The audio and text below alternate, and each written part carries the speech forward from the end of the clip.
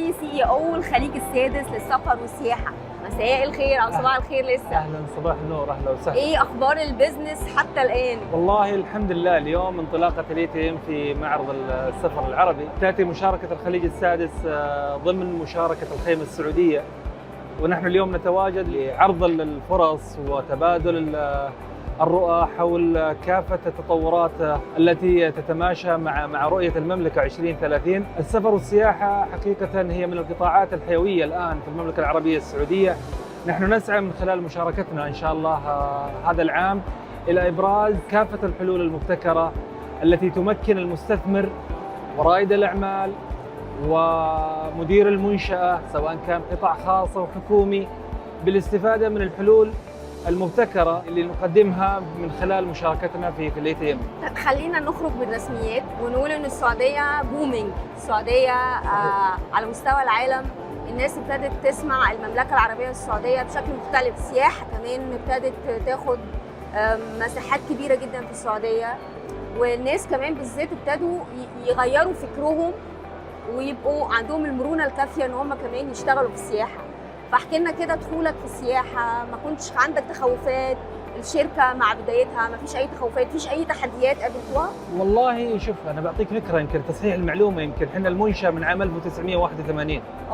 يعني احنا لنا في التجارة من التاريخ اللي تفضلت فيه وذكرته، ولكن بالمجمل اليوم الفرص لكل مستثمر ولكل رائد أعمال سواء كان سعودي أو غير سعودي، الفرص الأبواب مفتوحة على مصراعيها. الأبواب مفتوحة نعم بلا شك. يعني اليوم يعني لو ناخذ على سبيل المثال مشاريع البحر الأحمر ونيوم، يعني ما شاء الله تبارك الله افتتح في هذا العام تقريبا 3 منتجعات من أفضل المنتجعات في العالم.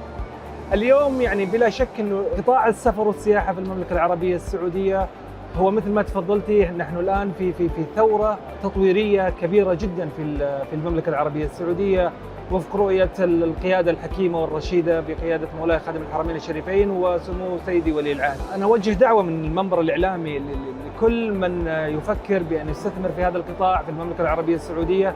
أتوقع أنه جميع الحلول موجودة. نحن هنا اليوم نمكن كل مستثمر وكل من لديه الرغبة وكل من يريد الخدمة، سواء كان مستثمر في هذا القطاع أو يريد أن يستفيد من خدمات هذا القطاع.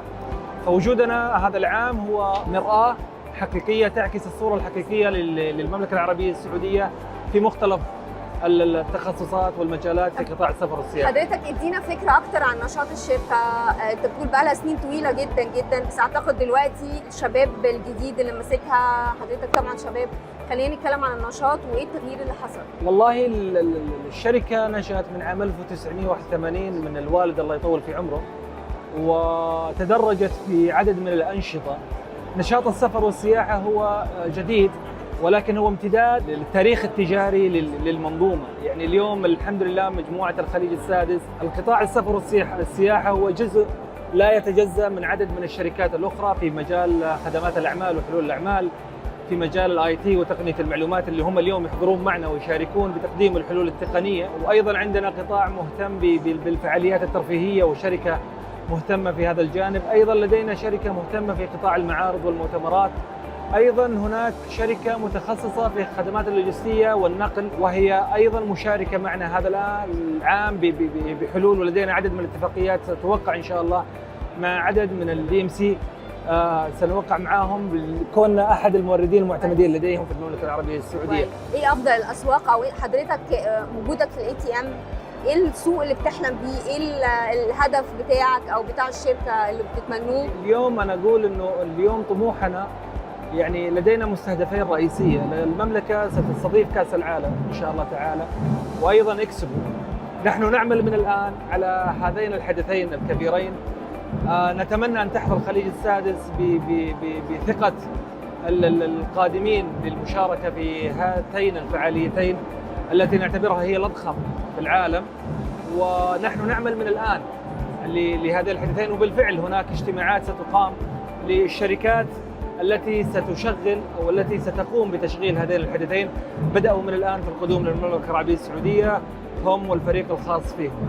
وهو ده الهدف من الATM، انك تتعرف على اسواق ثانيه، تتعرف على مستثمرين ثانيين. بلا شك. يعني اليوم هو واحدة من النقاط الرئيسية اللي احنا نسعى من خلالها الى جلب شرق والغرب مع الشرق الاوسط، وعمل خليط من الشراكات والاتفاقيات التي تخرج ببوتقه من الجماليات في قطاع السفر والسياحه. الحقيقه هذا القطاع هو يعتمد على الابداع والابهار والجمال. هذا القطاع لا يحتمل البروتوكولات الرسميه ولا التعقيدات، هذا القطاع قطاع حيوي، قطاع اريح للنفس. فكل من يعمل في هذا القطاع الكل اتوقع اليوم الاي تي ام هو مختلف، حتى في الروح، حتى في الهويه.